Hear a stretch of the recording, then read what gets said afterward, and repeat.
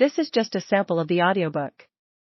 To get the complete audiobook, access the link posted in the first comment. My Childhood by Maxim Gorky. Read by Nicholas Bolton for Naxos Audiobooks. Chapter 1. In a narrow, darkened room, my father, dressed in a white and unusually long garment, lay on the floor under the window. The toes of his bare feet were curiously extended, and the fingers of his still hands, which rested peacefully upon his breast, were curved. His merry eyes were tightly closed by the black discs of 2 copper coins. The light had gone out of his still face, and I was frightened by the ugly way he showed his teeth.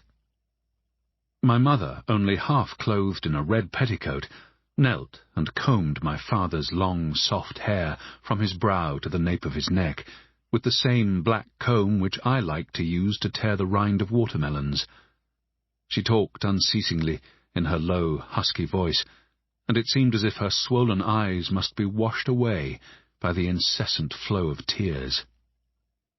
Holding me by the hand was my grandmother, who had a big, round head, large eyes, and a nose like a sponge, a dark, tender, and wonderfully interesting person. She also was weeping, and her grief formed a fitting accompaniment to my mother's, as, shuddering the while, she pushed me towards my father. But I, terrified and uneasy, obstinately tried to hide myself against her. I had never seen grown-up people cry before, and I did not understand the words which my grandmother uttered again and again. "Say good-bye to Daddy.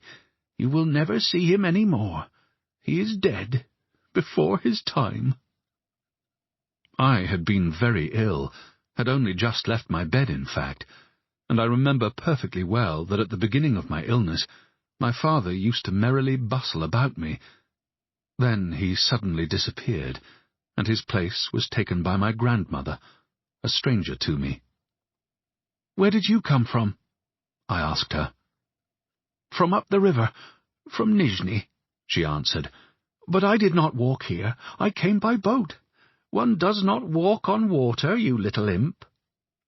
This was ludicrous, incomprehensible, and untrue. Upstairs there lived a bearded, gaudy Persian, and in the cellar an old yellow Kalmuk who sold sheepskins. One could get downstairs by riding on the banisters, or if one fell off, one could roll down. I knew this from experience. But where was there room for water? It was all untrue and delightfully muddled. "And why am I a little imp?" "Why, because you are so noisy," she said, laughing. She spoke sweetly, merrily, melodiously, and from the very first day I made friends with her. All I wanted now was for her to make haste and take me out of that room.